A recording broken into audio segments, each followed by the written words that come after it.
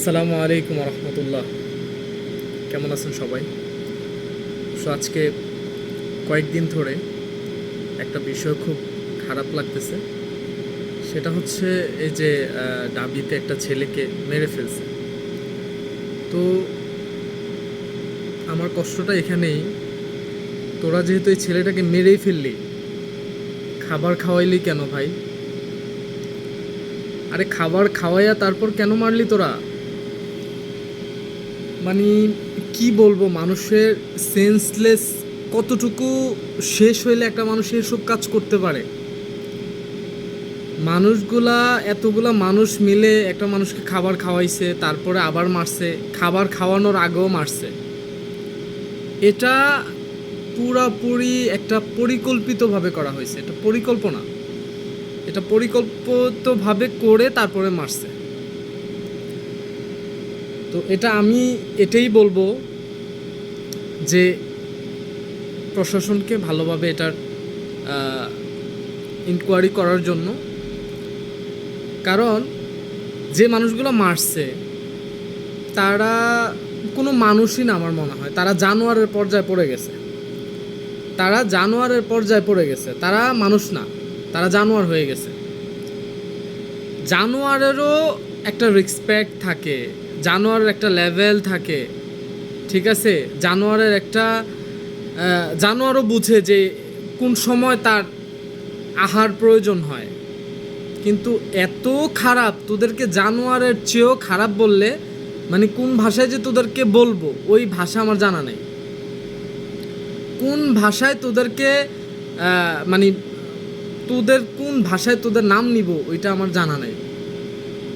তোরা তার চেয়েও খারাপ, জানোয়ারের চেয়েও খারাপ। তোরা একটা মানুষকে খাওয়াইলি, তার আগে মারলি, খাওয়ানোর পরে আবার মেরে ফেললি। তোরা মেরেই যেহেতু ফেলবি তা খাওয়াইলি কেন? খাওয়াইলি কেন তোরা? তোরা কি কোনো মানুষের পর্যায়ে পড়িস? তোরা মানুষ না, তোরা মানুষই না। আরে ও তো চোর ছিল, ও ভারসাম্য হারিয়ে ফেলছে, ওর বাবা মারা গেছে, ও মা মারা গেছে, ওর ভাই মারা গেছে, ও একজন অসুস্থ লোক ছিল। পরিকল্পিতভাবে তোরা এই কাজটা করছিস। তোরা বলছিস ছেলেটা মোবাইল চুরি করছে, এটা করছে, সেটা করছে। ঠিক আছে, ও তো চোর ছিল। তোদের কথায় আসি, তোদের কথায় আসি, ও তো চোর ছিল। তোরা তো খুনি, তোরা খুনি, খুন করছিস। তোরা একটা মানুষকে কিভাবে খুন করলি? তোরা মানুষ হয়ে মানুষকে কিভাবে খুন করলি? আর একটা মানুষকে মারতেছিস এতগুলা মানুষ মিলে। তোদের কি একটু কষ্ট লাগে না? একটু খারাপ লাগে নাই?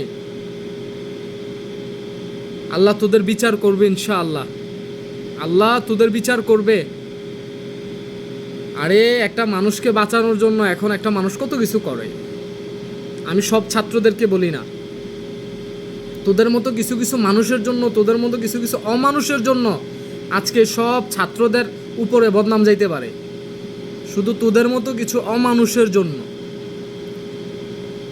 তোরা মানুষ না, তোরা অমানুষ, অমানুষের চেয়েও খারাপ। আল্লাহ ইনশাল্লাহ এটা বিচার করবে। তো এই কথাগুলা আমি জানি না কতটুকু যাবে কি না, কিন্তু আমার কলিজাটা ছিঁড়ে যাইতেছে। যখনই ফেসবুকে ঢুকলেই কোনো কথা নাই, এই ছবিটাই আসে, এই ভিডিওটাই আসে। এই মানে মানুষের যে কষ্টগুলা, প্রত্যেকটা মানুষই, একেবারে প্রত্যেকটা মানুষ এই কষ্টগুলা পাইছে।